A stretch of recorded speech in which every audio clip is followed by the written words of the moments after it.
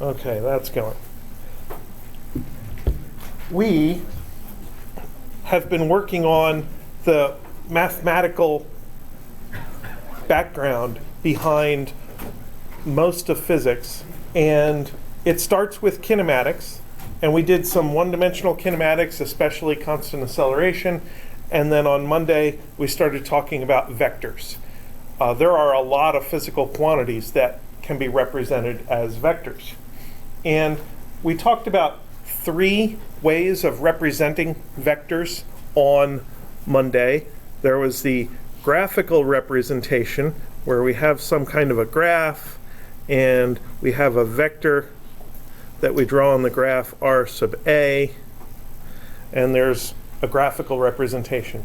And depending on how good a drawing you create, you could use that for analytic purposes. But then we talked about a magnitude and direction. R sub a is equal to 5.0 meters, and theta a equals 30 degrees. And we talked about a component notation. X sub a is equal to, I think it was 4.33 meters, and y sub a is equal to 2.5 meters. And before we get into much more today about the actual math, I want to talk about a notation using unit or hat vectors, or basically vector equations. And this vector would end up looking like r vector sub a is equal to 4.33 meters I hat plus 2.5 meters j hat. And these I hat and j hat things are called coordinate unit vectors. At the end of class on Monday, we talked about unit vectors.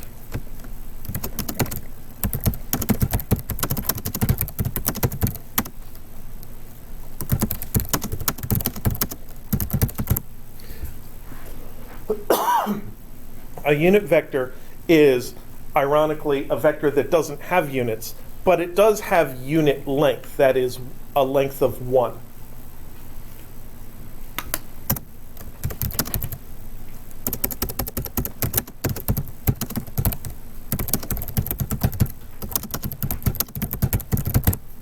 And one way that physicists think of unit vectors is that they represent direction.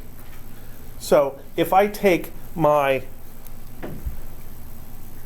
r vector sub a and divide it by its own magnitude, that gives me r hat sub a, which is the direction of r vector a. So by dividing out the magnitude of a vector, you do 2 things. You cancel out the units, and you normalize the length.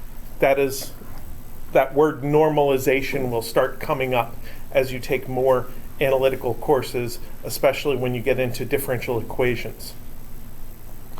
So the nice thing about unit vectors is that they can represent a direction of any vector, not just the kind of vector they came from. This r hat came from a displacement from the origin to point A. But it could be used to represent the direction of a force vector, or the direction of an electric field vector in physics 2, or a magnetic field vector. Or later on in our course, it could represent the direction of a momentum vector. So they're a way of getting direction information from one kind of vector, where maybe you can see what the direction is in a diagram, to another kind of vector where you would have to figure out the direction from angles. So I guess, in a sense, they're an alternative to using angles to represent the direction of a vector.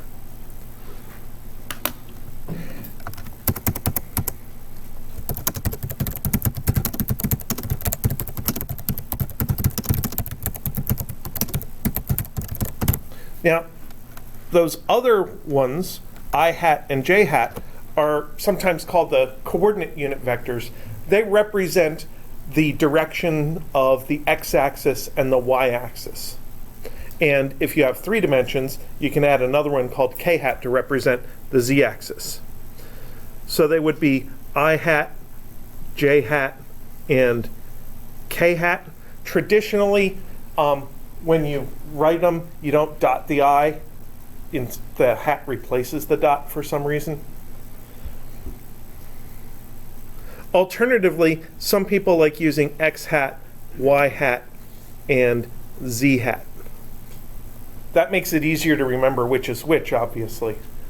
There are some times when you may have an x vector, and having an x hat that isn't the x vector's unit vector can be confusing. So that might be why some people like using I hat, j hat, and k hat. But then I took a course where we had k vectors, and then k hat was confusing to me. So basically, you can't win. You have to be flexible and be able to adapt to different notations at different times.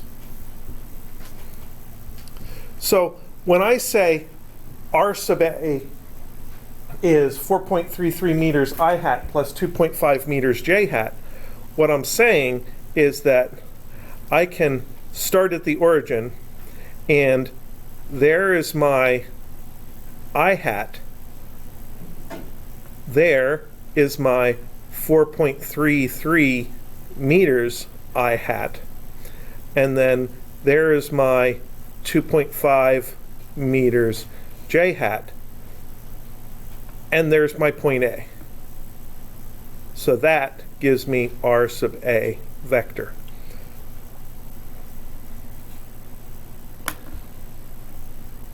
One of the nice things about this unit vector notation is that it gives us a way to put all of our vector information into one equation, and then our regular rules of algebra will tell us how to deal with addition, subtraction, and scalar multiplication and scalar division, just like we did on Monday.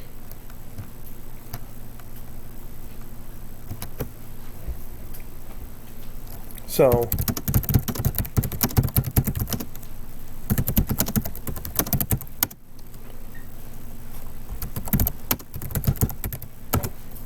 that unit vector notation works pretty well for basic algebra. We had something like V is equal to delta R A B over delta T. And that turned out to be something like 2.5 meters I hat. I'm sorry, it was 4.33 meters I hat plus 2.5 meters j hat.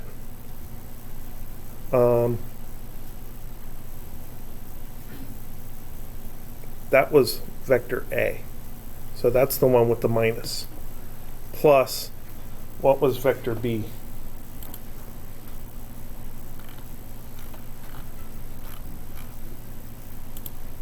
I like to try to use the same examples when I can.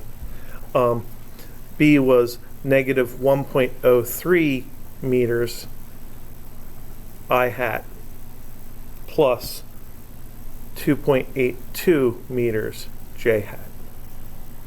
So for any vector, you can take its components, multiply the x component by I hat, multiply the y component by j hat, and just string it together into an expression that represents that vector.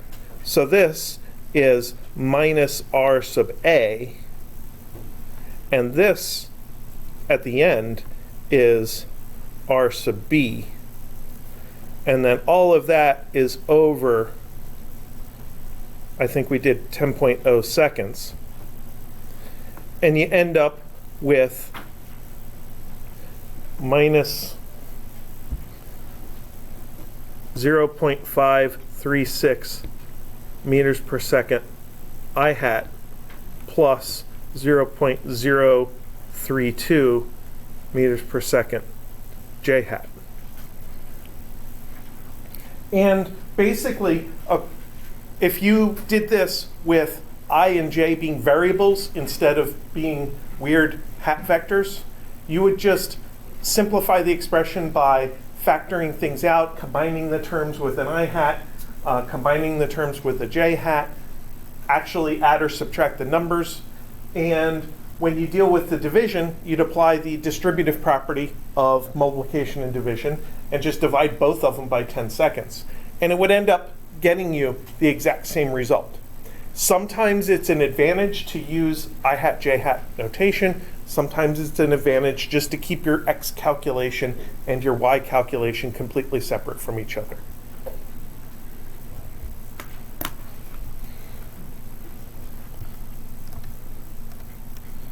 So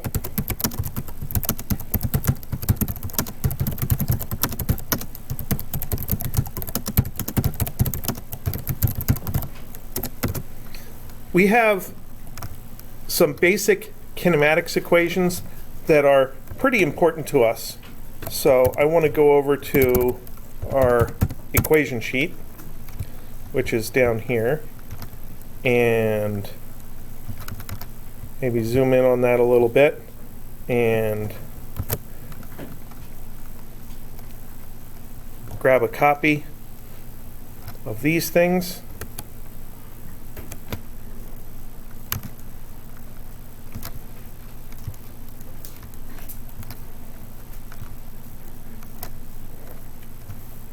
So everything in those equations that involves an x is really part of a vector. So we could write delta r vector is equal to v average vector delta t.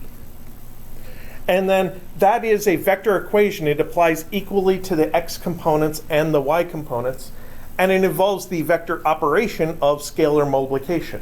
On the right-hand side, we have that v vector, v average vector, and it's being multiplied by delta t. The next one is delta v vector is v final vector minus v initial vector. That is a pure vector subtraction. And v average vector is equal to 1/2 of v initial vector plus v final vector. That is a combination of addition and scalar multiplication by 1/2. And then the last equation, delta v vector is equal to acceleration vector delta t, basically defines what acceleration means to us. And it's pure it's pure scalar multiplication. So I want to talk about acceleration a little bit.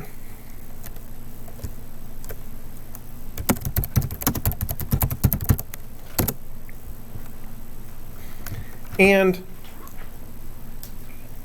formally, the definition of acceleration is the acceleration is equal to the derivative of velocity. So, nice, simple definitional equation. But using hat notation, I could describe the velocity differently. I could say that the velocity is equal to its own magnitude times its own hat vector. That's a valid way of writing the velocity, and that's basically saying its magnitude times direction vector. So that would be d by dt of v times v hat. So this is the derivative of a product. And to find the derivative of a product, you can use the product rule. That works just fine. Derivatives involve subtraction on the top of the fraction of definition of a derivative, and then scalar multiplication because you have some variable that's changing and you have to divide by the change in that variable. So all of our thoughts about derivatives work pretty well for vectors, and when I do the product rule for this, I get dv by dt times v hat plus So that's the derivative of the first times the second plus the first times the derivative of the second.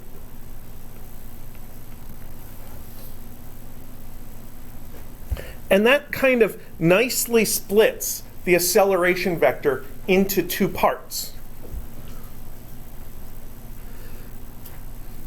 This part is parallel to the velocity. And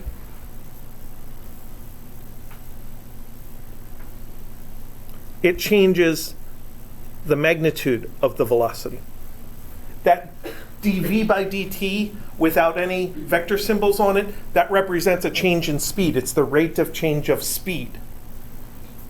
And the fact that dv dt is multiplied by v hat means that if you have a coordinate system here, and we'll have an object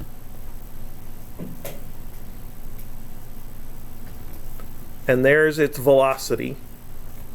It could be any direction.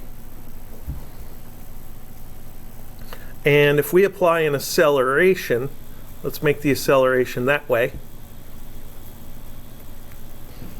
We have two parts to that acceleration.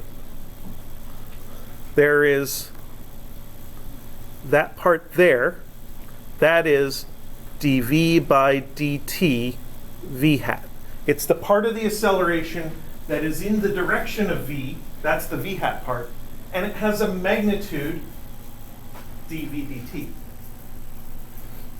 And then the other part of the acceleration is actually perpendicular to that.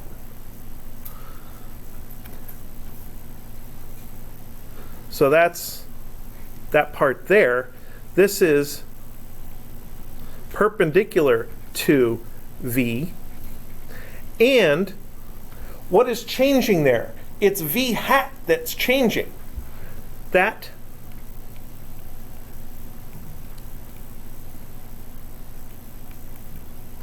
changes the direction. So that's this part.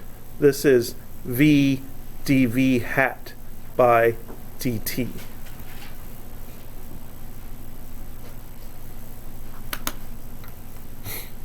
Now this analytical view of it, probably you won't really get into until you take dynamics, which all the mechanical engineers have to take, and a lot of the electrical engineers end up taking it. But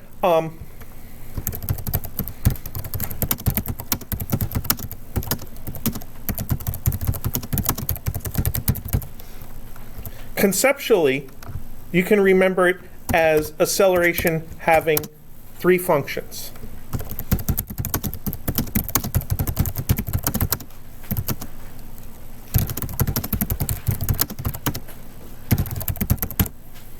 Acceleration can speed your object up if your acceleration and velocity are in the same direction.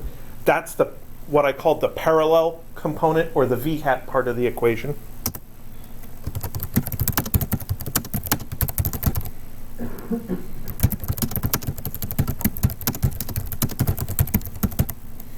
You can have acceleration slow an object down if it's against the velocity.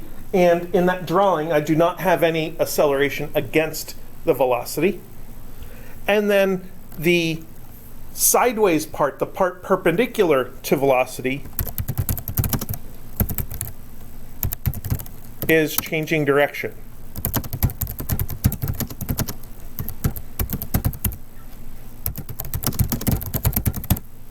And that is if the acceleration is perpendicular to the velocity. And together, these two things are called the parallel component, and this would be the perpendicular component.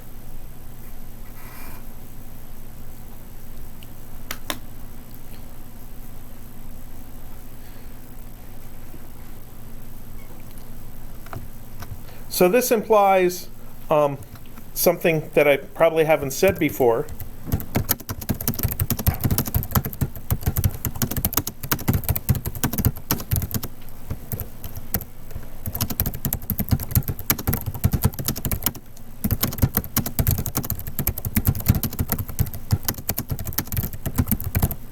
we do not have to have components of a vector in the xy coordinate system specifically. We usually deal with x and y components of vectors because for positions, those are the coordinates of a particular place. But we can also think about components of a vector in any other coordinate system we want. So when we deal with an example with an object on a ramp, so the ramp is tilted, the object is on the ramp, and the object wants to slide down the ramp, we will tilt our coordinate system and use that alternative coordinate system to do our math, mostly because it makes our job easier. And in the case of a moving object, there is, I don't know, you could call it the velocity relative coordinate system, where there's one component that's forward and backward, and the forward direction is positive and the backward direction is negative. And then there's a perpendicular component that's sideways. And you have to pick which way you want to be positive and which way you want to be negative.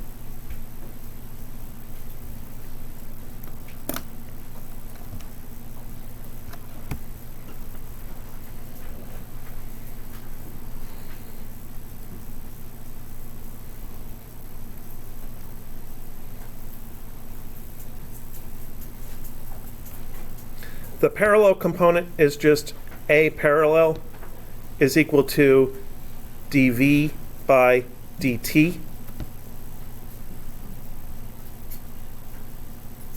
And note that that is deliberately the speed, not the velocity.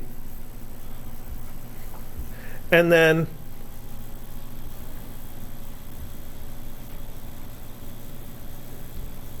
the perpendicular component I call A sub c, or sometimes I use a perpendicular symbol, but it's more difficult to type on a keyboard, so I fall back to the letter C, is equal to v squared over r. And that r is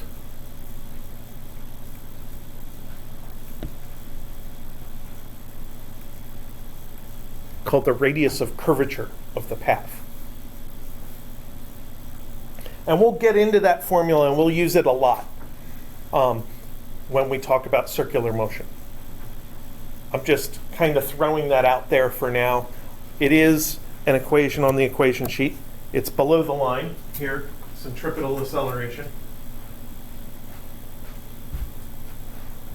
And we'll deal with that when we get to it.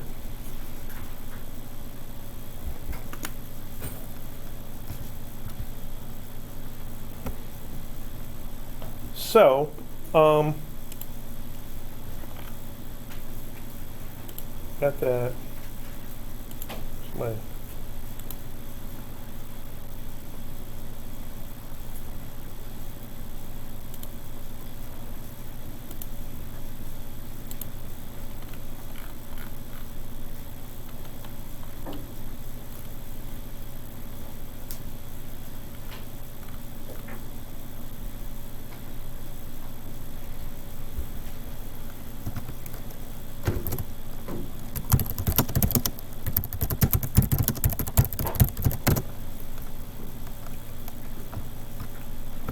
So let me do an example of an acceleration calculation where we have to deal with vectors in a strange way.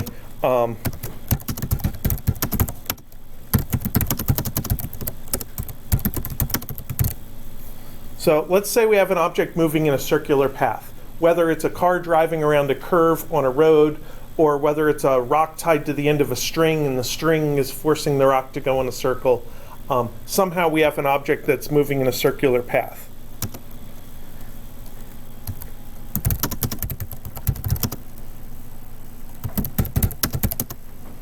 And let's say it has a constant speed of 5 meters per second.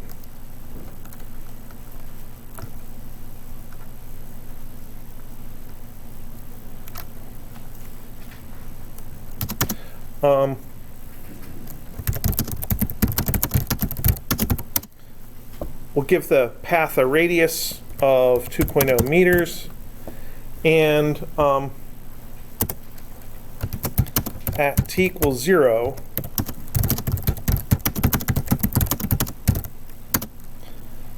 the object is moving in the plus y direction, and it's going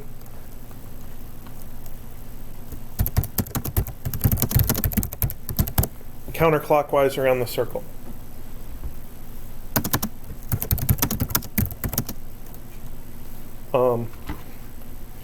Let me do a quick calculation here.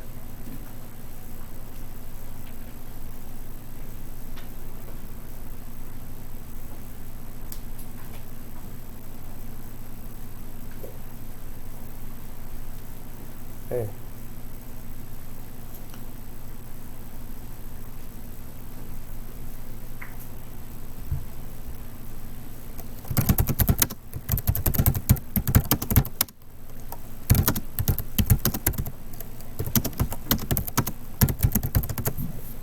So I want to know its average acceleration in the next 0.1 seconds of motion.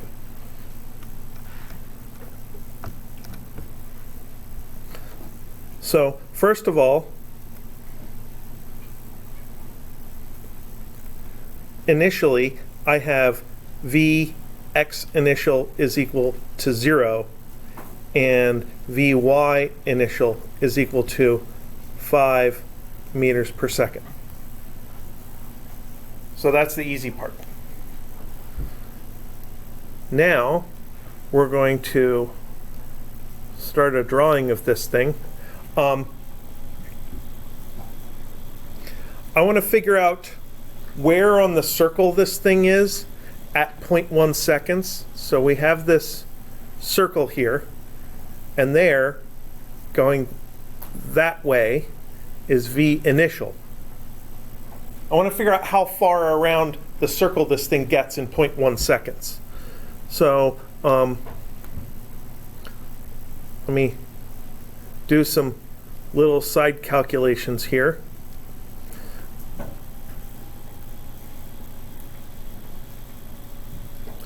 Distance is equal to speed times time.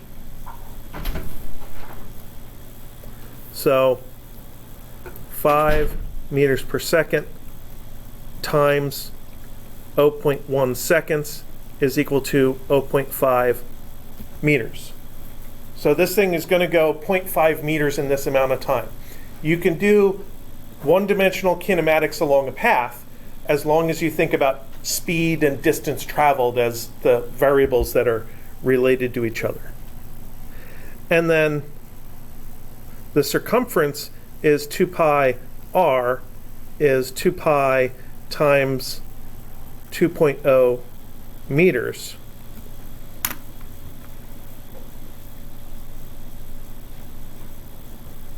Is 12.6 meters. So 12.6 meters would be all the way around. 6.3 meters would be partway around. 3.14 meters would be a quarter of the way around, because all the way around is 4 pi, so this would be pi. So this would be like 1/6 of an arc. So our final state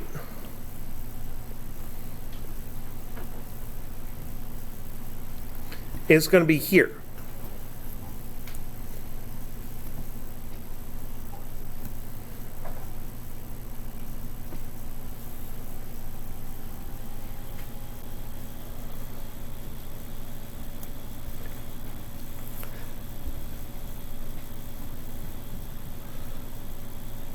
So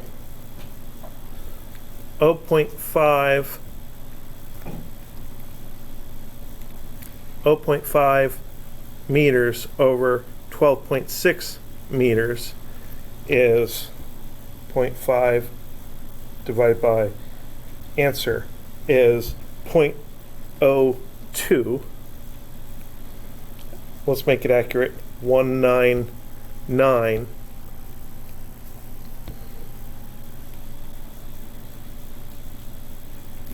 of a revolution. So why am I doing all of this? Because to calculate average acceleration, I need initial velocity and I need final velocity.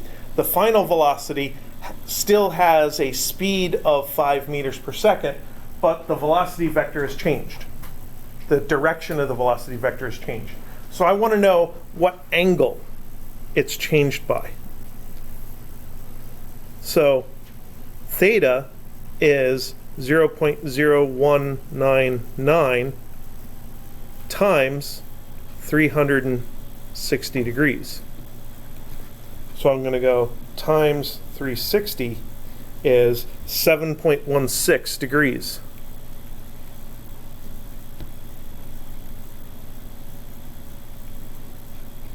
Of progress. So that means if I draw just coordinates for v sub x and v sub y, my new velocity is going to be here. There's my theta. So that's, the velocity is tilted 7.16 degrees from the vertical direction. So that means that v final x and v final y can be calculated. The x component is leftish, which is negative. The y component is uppish, which is positive. There's still 5 meters per second. 5 meters per second. And then I'm going to use the sine function to calculate one of them and the cosine to calculate the other one. In order to actually do this, I need to kind of complete this triangle. And the y component is the y component is adjacent to my theta. So I'm going to put the cosine function in the y component equation.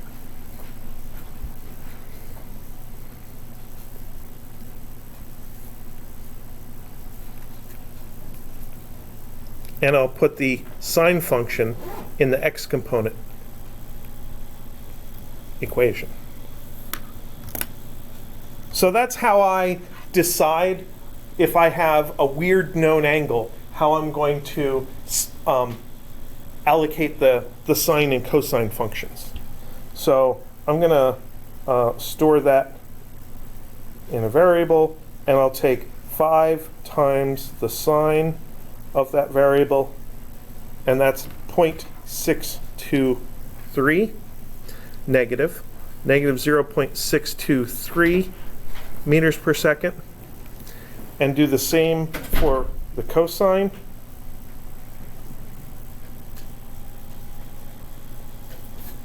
.96 meters per second. So then for the process,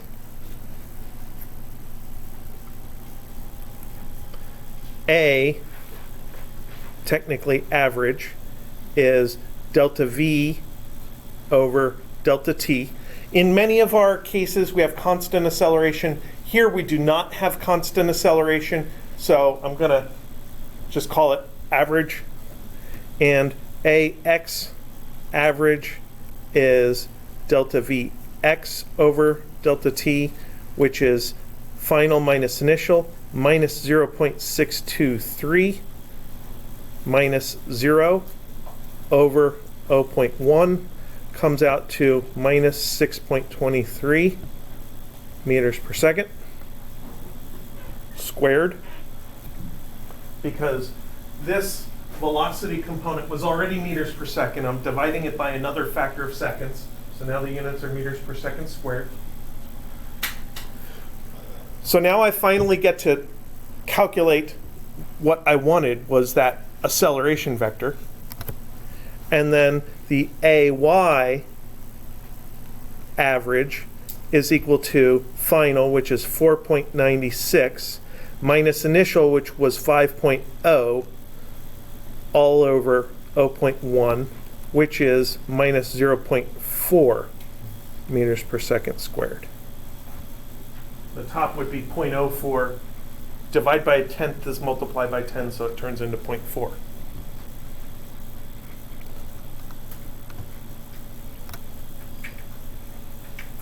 So that is the average acceleration while the object that's going around a circle is moving during its first 0.1 seconds of motion. So it's during this green process that I highlighted, during that first 7.16 degrees of motion.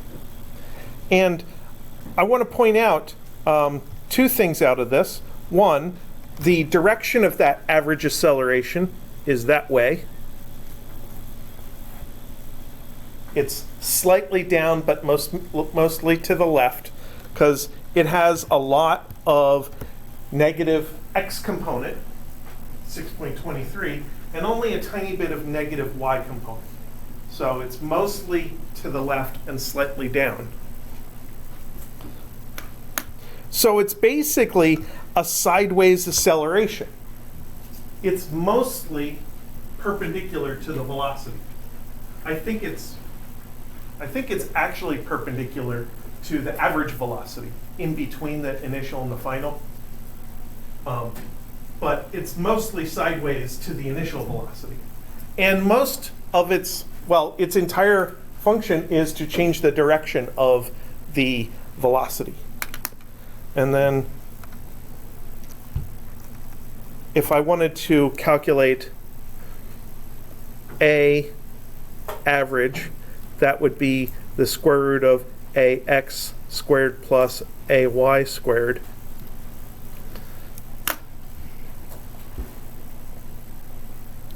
So that would be 6.23 squared plus 0.4 squared, which is 6.24 meters per second squared.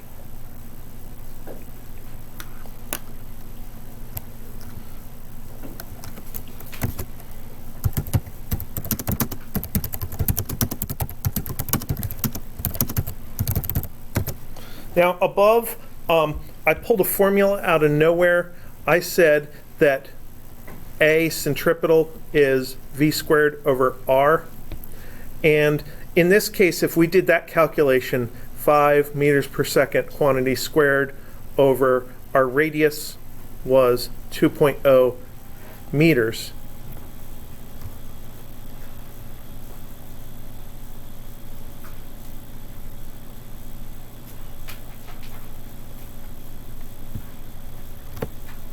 That comes out to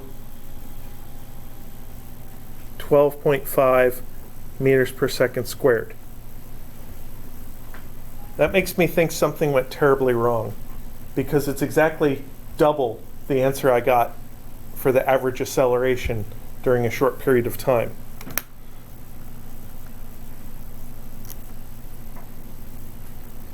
It makes me wonder what I did wrong in the analysis to lose a factor of 2. But I'll find it and deal with it.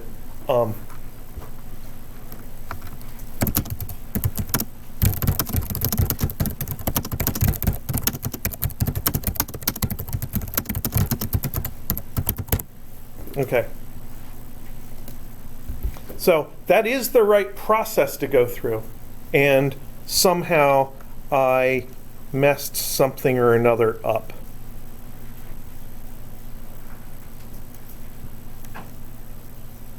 I don't think it's a good use of your time for me to find that right now. So I'll find it and highlight it before I post the notes, or before Monday.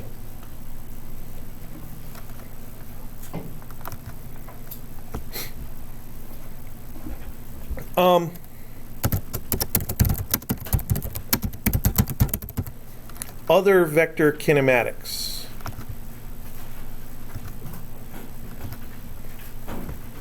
So certainly we have two more equations that we used for constant acceleration, and one of them is still good. The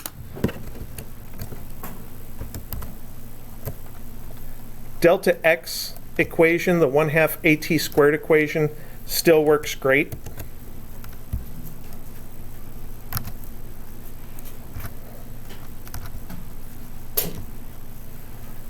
So this turns into delta r vector is v initial vector delta t plus 1/2 a vector delta t squared.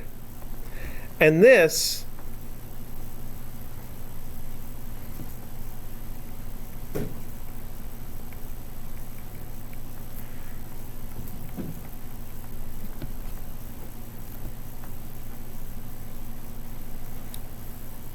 unfortunately involves multiplying vector components. And we don't really have a way of extending that to full vectors. So we can't really do that yet. We don't have a good way of accomplishing that equation.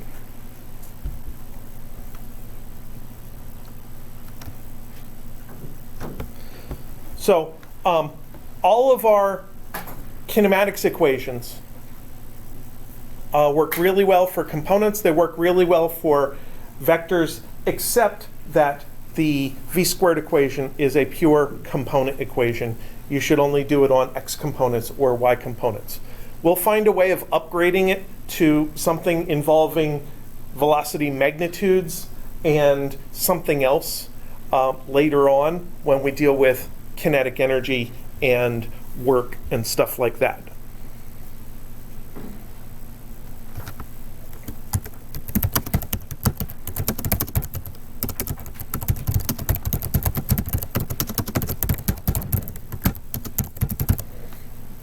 Now we have one particular main example of constant acceleration motion, and that is projectile motion.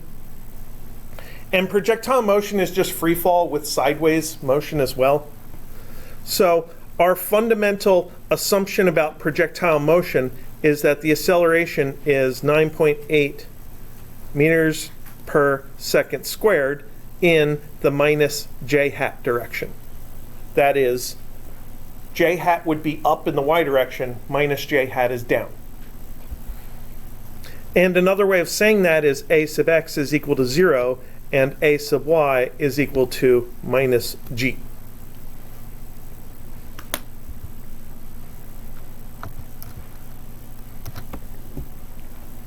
So that allows us to say things about the relationship between the acceleration and the velocity of an object that's in projectile motion.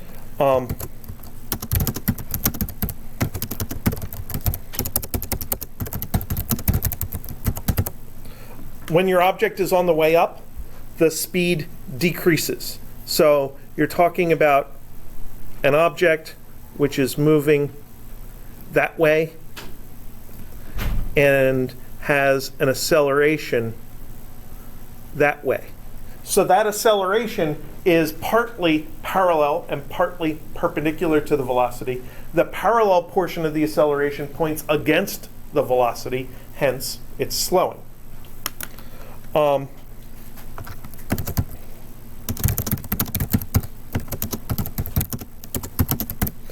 the way down, your object speeds up. So the corresponding diagram would have your velocity go like that, and your acceleration point down like that. And again, the acceleration is partly parallel to the velocity, partly perpendicular to the velocity, but here the parallel portion is along the direction of the velocity. So your object ends up speeding up.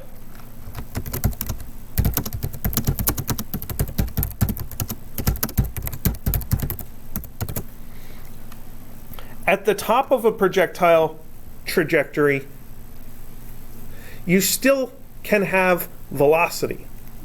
So your object generally, when it gets to the top, is going to be moving that way, at least when we draw it. And your acceleration is that way. So the acceleration is straight down, and the velocity is straight sideways. So they're perpendicular, which means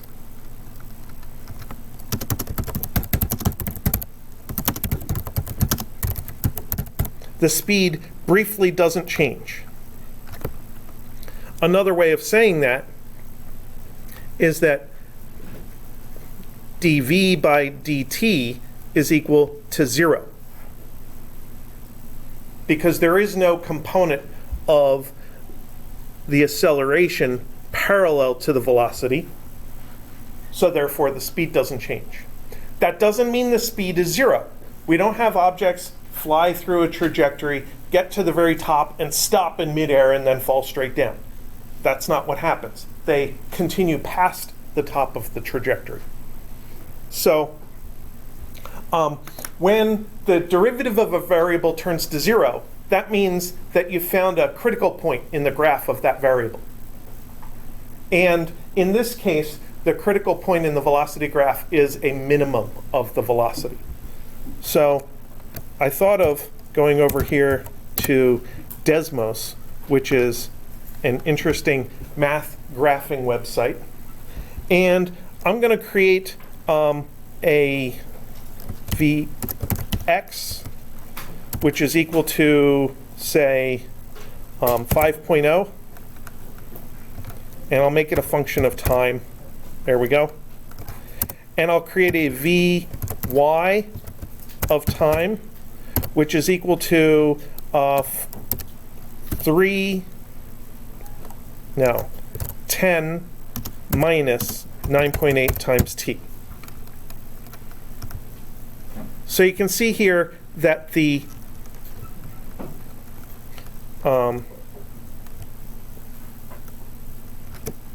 red one, which is Vx, has a constant graph, and the blue one, which is Vy, starts out positive and heads downwards. And then the third one that I want to create is V of t, which is the square root of Vx squared plus Vy squared.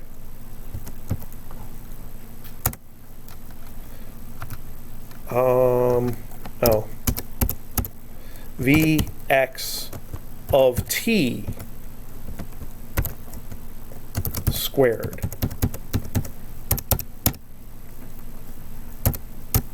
Vy of t squared. There it is. And the green curve is the speed of our object that is falling here. And I think Shift key allows me to drag that down and make it flatter. We can see that the speed of our object decreases, reaches a minimum here at t equals 1, which is just because it's not exactly t equals 1, but I started out at 10 meters per second and I had 9.8 meters per second squared of acceleration. So it reaches a minimum here, and then it speeds back up again. So the important observations here are the minimum speed is the x velocity. The x velocity is constant because there's no x acceleration. And when the object gets to the top, it does have a 0 y component of velocity. The blue curve crosses the axis, but the other velocities are not 0. Those are important things to internalize and have absolute intuition about, because if you accidentally set v equals 0 at the top of the trajectory, you'll find you'll find incorrect results out of your analysis.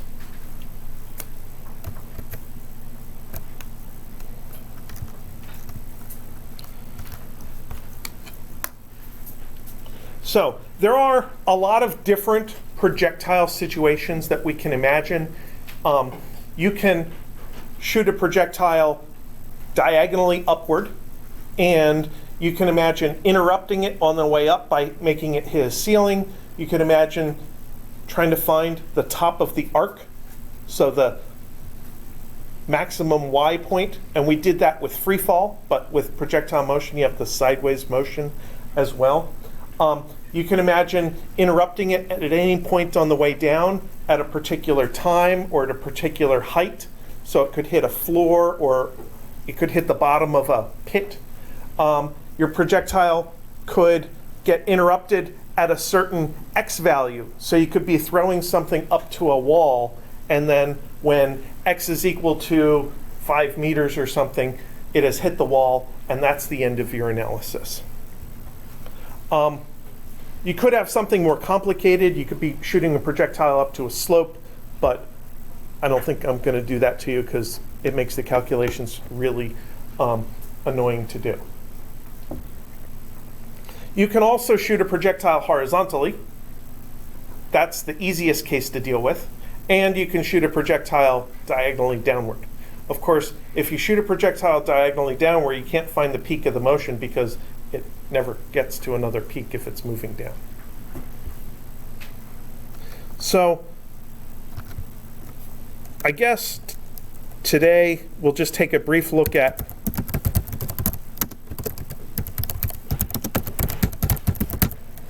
the horizontally launched projectile. So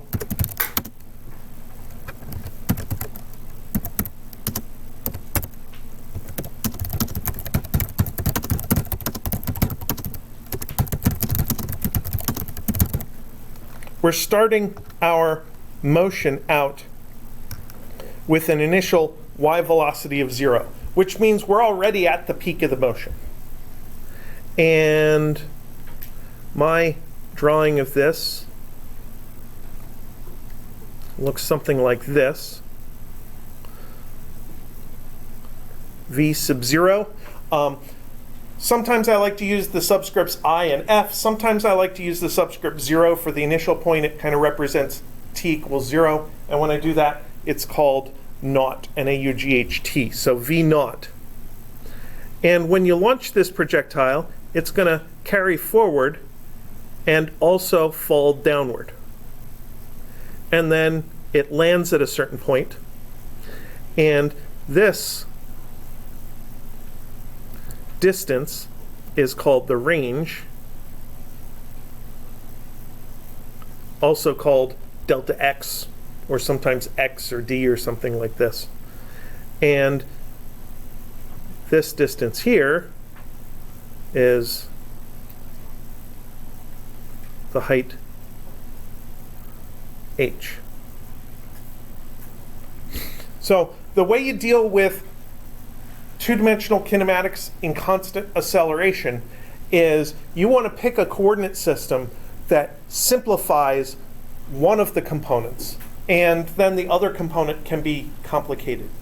And in this case, our acceleration is pure in the y direction, so we want to pick the xy coordinate system where we have a sub x is equal to 0 and a sub y is equal to minus g.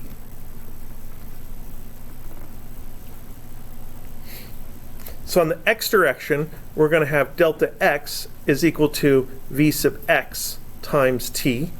In the y direction, we're going to have delta y is equal to v iy delta t minus 1/2 g delta t squared. So far, I have put in the information that I know the acceleration, so I didn't do plus 1/2 at squared, I did minus 1/2 gt squared. And in this particular example, of course, that's 0. And then this is minus h is minus 1/2 gt squared, just like with the dropping an object, and we get h is 1/2 gt squared. And we get delta x is equal to v naught t. So when you launch this projectile, the initial velocity in the flight is this v sub 0. That is the x velocity, and it never changes. So I could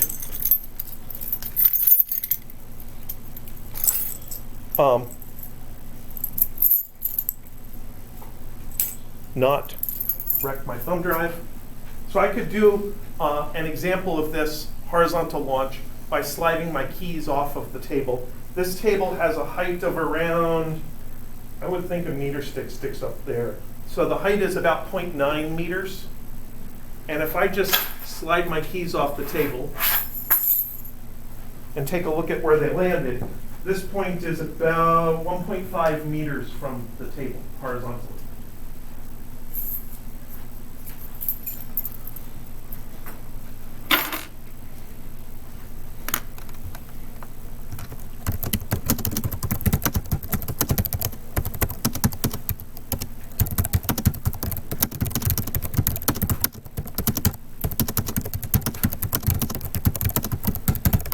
Now, out of those equations, the only thing left is the launch speed. And you would think that it might be somewhat difficult to calculate the launch speed just by estimating distances. But the nice thing about the horizontal launch is that the height acts as a stopwatch. The fact that you're launching horizontally means that there's a definite amount of time that corresponds to falling from that particular height. So when I estimate the height of the table to be 0.9 meters, I'm also estimating the amount of time that these keys were in the air. So I take this, I solve for t. T equals 2h over g with a square root. So that's 2 times 0.9 meters over 9.8 with a square root.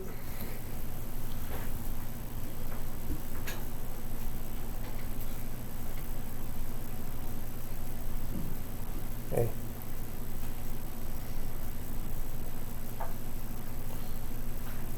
Square root of 2 times 0.9 over 9.8.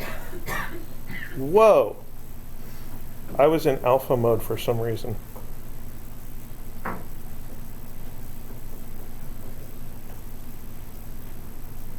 .429. And then V naught is delta x over t, which would be 1.5 meters over 0.429 seconds, is equal to 1.5 divided by 0.429 is 3.50 meters per second. So that's a typical easy example of a horizontal launch situation. And again, it allowed me to estimate a speed without having access to any timing devices. I used gravity as my timing device. Now, to make this a little more interesting,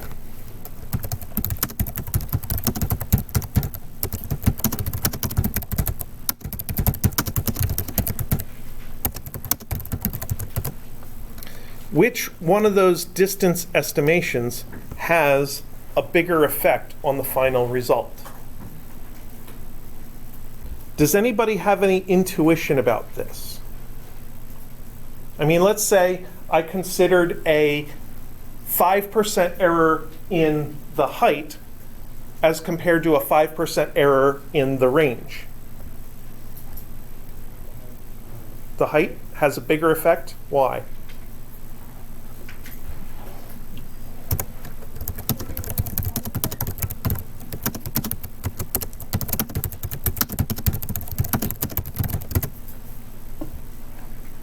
What was that? I couldn't hear you. I said, would you have a smaller effect because it's a square root? A smaller effect because it's a square root. So if you are multiplying or dividing quantities, then the percentage uncertainty of your input values contributes directly to the percentage uncertainty of your output values. But if one of those quantities has a power, such as the square root there, then that power is applied to the percentage uncertainty or the percentage error in that quantity. And here, the height is being square rooted. So a 5% error in height would translate to a roughly 2.5% error in the time, which would be a 2.5% error in the velocity. So the height would have a smaller contribution. So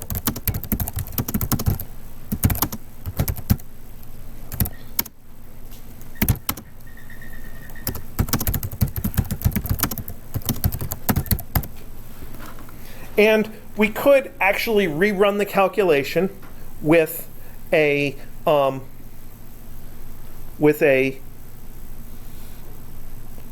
bigger height. So we do square root of 2 times 0.9 times 1.05 over 9.8. So just in the formula, I am increasing my height by 5%, because that allows me to go back here and insert the times 1.05 into my formula, and that gives me a time of 0.439 seconds. And then 1.5 over 0.439 is 1.5 divided by answer equals 3.42 meters per second. And then delta V over V is 0.08 over 3.5. So my error in my velocity calculation is the 3.42 as compared to the correct answer, 3.5, divided by the 3.5. So 0.08 over 3.5 is about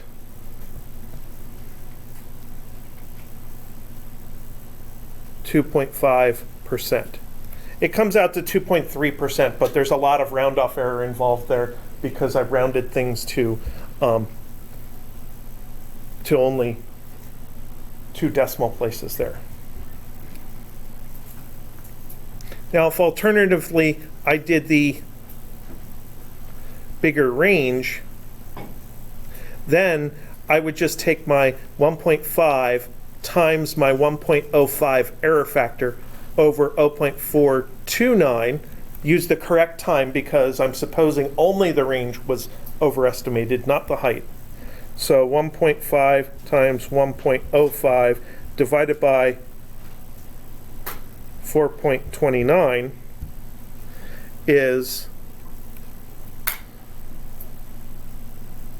0.429, 3.67 meters per second. And you can see that V bad over V good is 1.5 times 1.05 parentheses over 0.429. That's the bad formula. And the good formula is 1.5 over 0.429. So this is 1.05. Everything else cancels. So that means a 5% increase.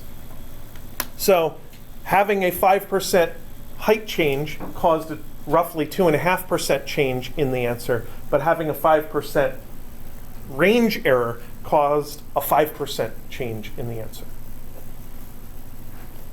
So that can give you an idea of, in lab, which things do you want to be more careful about measuring. If something is contributing toward your final result by a strict proportionality, that's one thing. If it's being square rooted, it's a little bit less critical to get it just right. If, on the other hand, your quantity is being squared as part of your analysis, then you really need to get that quantity correct because its relative uncertainty would be doubled. And if it's more complicated than that, then you may need to just do your calculation multiple times. Just take your entire calculation, copy and paste it off to the side, mess with one of the values by increasing it by 1% or 2, or increasing it by your uncertainty and see what it does to the result. All right. I think I have talked enough today. So, my plan is to get homework 2 posted soon, hopefully this evening. And homework 2 will be due in a week and a half on a Sunday night. And it'll be all about vectors and projectile motion and stuff like that. So, I can take my time. Now, you want to get it soon so that you have more time to get the extra credit. Yeah.